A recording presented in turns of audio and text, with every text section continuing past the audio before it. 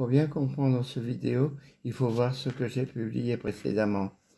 Durant l'état de veille, les zones cérébrales où se mémorisent les comportements reçoivent constamment les signaux énergétiques qui conforment les informations captées par les différentes classes de récepteurs corporels. Ceux-ci sont ensuite transférés à la zone cérébrale où se manifeste la conscience. Là, une partie de l'énergie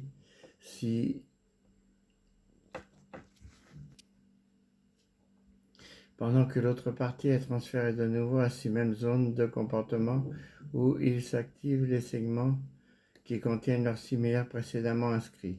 À cause de cela, succède le phénomène de la reconnaissance, c'est-à-dire la remémoration de leur signification, souvent inconsciente. Au fur et à mesure qu'une information parcourt ce circuit plusieurs fois, elle perd peu à peu son potentiel énergétique à cause de la résistance que présente ce parcours, jusqu'à ce qu'elle finisse par disparaître, ce qui permet de comprendre qu'une même information peut être perçue pendant quelques centièmes de seconde, malgré que sa vitesse de parcours dans le milieu neuronal est d'une centaine de mètres par seconde. À cause de cela, dans ce dernier cas, sa perception consciente ne devrait durer que quelques nanosecondes. Comme cette information se lui ajoute constamment, celles qui sont perçues par les différentes classes de récepteurs, le total de celles-ci est perpétuellement différent à chaque moment, ce qui signifie que pendant que l'individu perçoit constamment son milieu ambiant, il peut réfléchir. Cette réflexion provient du fait que l'information captée peut activer la série d'autres qui la constituent. Puisque l'on peut percevoir son entourage et simultanément se rappeler quelque chose, cela signifie que peut s'effectuer conjointement une gravation et une lecture dans la zone du conscient. Et parce que ces traitements ne peuvent pas se réaliser simultanément dans une même zone cérébrale, comme je l'ai démontré dans mon livre Le fonctionnement du cerveau, il s'ensuit que la zone du conscient doit être constituée au moins par deux mémoires cérébrales différentes.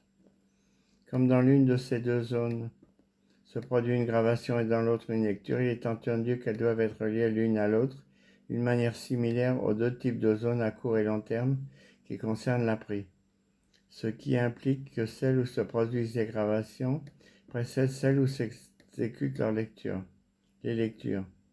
En plus de ces deux zones, on comprend qu'il ne peut pas exister une ou plusieurs autres qui accomplissent la même fonction que l'une de ces deux-là, comme je l'ai démontré. Par conséquent, et en raison de que tout être humain moyen peut toujours se souvenir de ce qui s'est passé auparavant durant le même état de veille, il s'ensuit que la zone du conscient est composée uniquement de deux mémoires, chacune à court terme, dans lesquelles se produit dans l'une la gravation incessante de tout ce qui pénètre en elle pendant l'état de veille en cours.